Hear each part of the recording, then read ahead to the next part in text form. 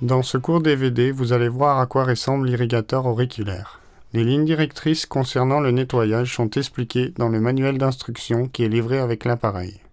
L'irrigateur auriculaire Propulse doit être décontaminé à l'aide d'une solution appropriée chaque jour avant usage. Pour la décontamination, des comprimés de chlore stérilisés vont être utilisés selon les directives de fabrication. Le réservoir a été rempli d'environ 500 ml d'eau du robinet. La praticienne munie de gants va plonger un comprimé dans le liquide. Le couvercle est ensuite remis sur l'appareil et le comprimé se dissout.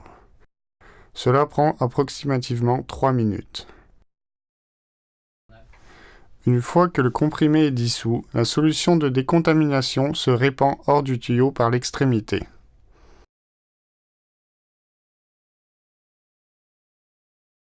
La solution de décontamination repose dans la machine pendant environ 10 minutes.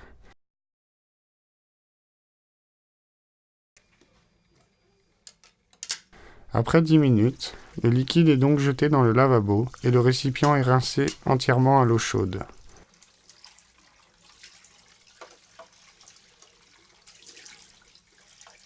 Une fois que le récipient est rincé et que le robinet coule pendant plus de 20 secondes, environ 100 ml d'eau chaude sont ajoutés dans le réservoir et le récipient sera remis sur l'irrigateur oculaire Propulse.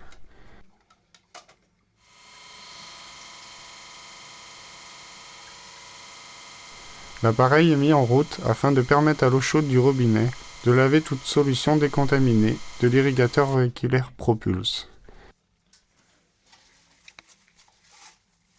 Une fois qu'il n'y a plus de liquide dans l'irrigateur, l'eau du robinet est vidée et l'appareil est complètement séché. Maintenant, il est prêt à l'emploi.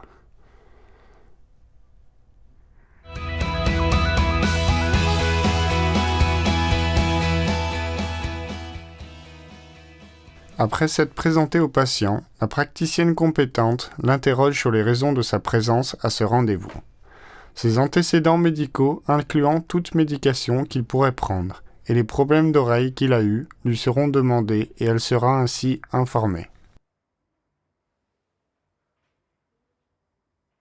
La praticienne compétente réalisera un examen des oreilles à l'aide d'un otoscope.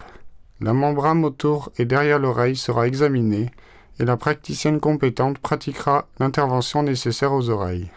Cette intervention se basera sur le jugement clinique du médecin, sur les besoins du patient et sur des directives locales. Par exemple, la praticienne compétente a confirmé que le patient a du cérumen, que la meilleure solution serait de l'éliminer en utilisant l'irrigateur auriculaire Propulse. La praticienne compétente alors expliquera au patient comment la procédure fonctionne et doit s'assurer qu'elle a obtenu son consentement valide afin que la procédure soit mise à exécution.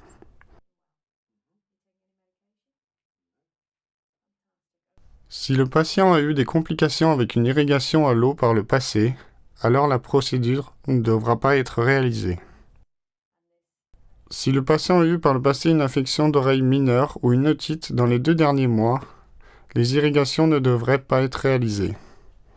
Si le patient a subi toute forme de chirurgie de l'oreille, à l'exception des diabelos qui ont été extrudés au moins 2 ans auparavant, et que le patient est sorti du département oto-rhino-laryngologie, ceci n'inclut pas la chirurgie esthétique du pavillon de l'oreille. L'irrigation à l'eau ne devra pas être réalisée. Si le patient a une perforation ou un problème de libération de mucus, dans les 2 dernières années, l'irrigation à l'eau ne devra pas être réalisée. Si le patient a un palais fendu, guéri ou non, l'irrigation ne devra pas être réalisée. Si on est en présence d'une otite aiguë externe douloureuse et d'un pavillon infecté, l'irrigation à l'eau ne devra pas être réalisée.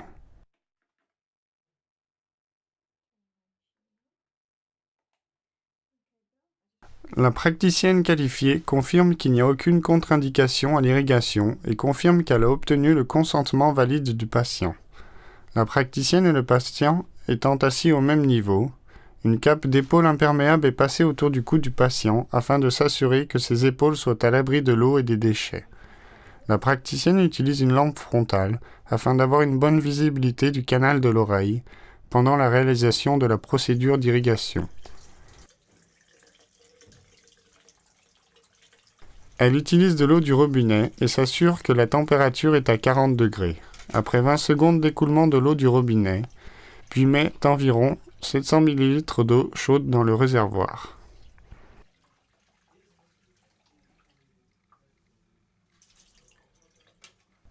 La praticienne verse de l'eau sur ses doigts afin de s'assurer qu'elle est assez chaude afin que le processus ait lieu.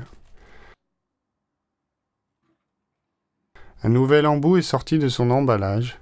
Le collier de l'extrémité du tuyau est poussé en arrière et lorsque le collier est sorti, l'embout peut s'emboîter solidement dans le tuyau. L'appareil est allumé et sa pression est mise au minimum.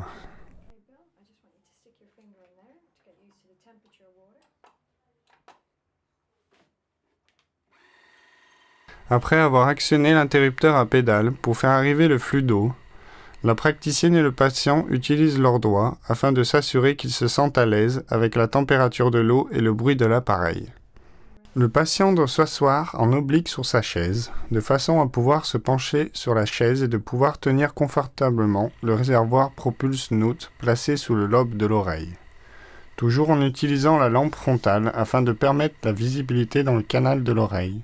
La praticienne tient la poignée de l'irrigateur dans la paume de sa main et elle l'insère dans l'entrée du canal de l'oreille.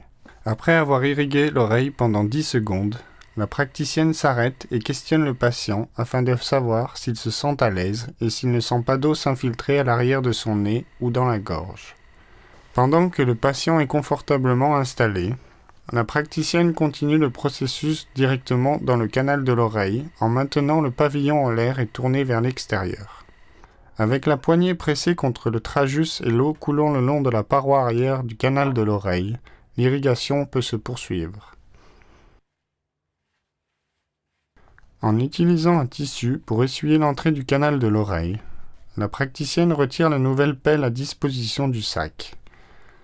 Tout en redressant le canal de l'oreille et muni de la lampe frontale pour une meilleure visibilité, la praticienne introduit la pelle de cérumen dans le canal de l'oreille et le cérumen est évacué. Ceci a réduit le temps du processus d'irrigation de l'oreille et ainsi a contribué au confort du patient.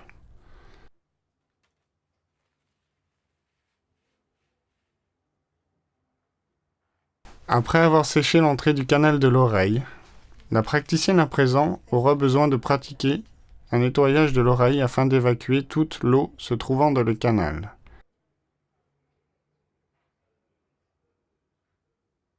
En utilisant un morceau de coton de la taille d'un timbre, la praticienne applique le morceau de coton autour du canal et introduit le bout dentelé de la pelle de cérumen dans le morceau de coton. Une fois que le morceau de coton a été fermement installé sur le bout de la pelle de cérumen, dentelé, il est introduit dans l'entrée du canal de l'oreille et d'un mouvement de rotation délicat de la pelle, l'eau s'écoulant de l'oreille sera absorbée par le morceau de coton. Une fois que le morceau de coton est mouillé, il devrait être libéré de la pelle et la praticienne a examiné à nouveau l'oreille afin de s'assurer que toute l'eau a été évacuée du canal de l'oreille, qu'il n'y a ni cérumen ni déchets oubliés dans le canal de l'oreille et que le patient a un tympan ou un tambour intact. Cette procédure est en conformité avec les directives professionnelles. La praticienne qualifiée peut maintenant conseiller le patient sur les soins à apporter à ses oreilles. Il apprendra comment garder ses oreilles sèches 5 jours minimum après l'irrigation. Il devra dans ce cas utiliser un petit morceau de coton imbibé de gel et qui devrait être introduit à l'entrée du canal de l'oreille. Ceci aidera à protéger les oreilles de toute intrusion d'eau.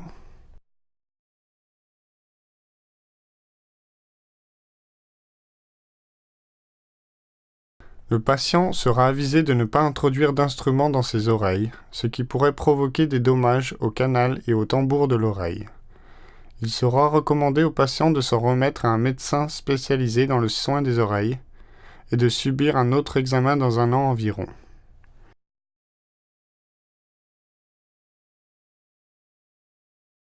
Toute nouvelle apparition de cérumen peut être éliminée avant de devenir un réel problème pour le patient.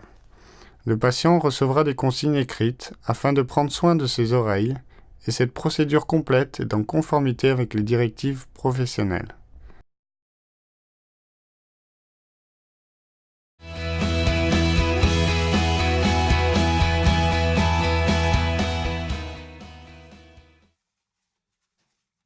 Le réservoir est retiré de l'irrigateur, toute l'eau est libérée et le réservoir est complètement séché à l'aide d'un tissu ouaté.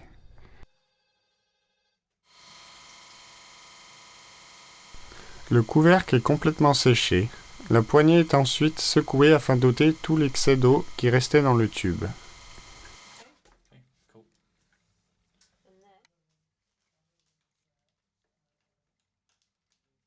L'irrigateur lui-même est complètement séché et la poignée est remise dans son étui. Une fois que l'appareil est complètement séché, le réservoir peut être remis sur l'appareil ainsi que son couvercle séché, stocké jusqu'à ce qu'un prochain patient ait besoin d'une irrigation à l'eau.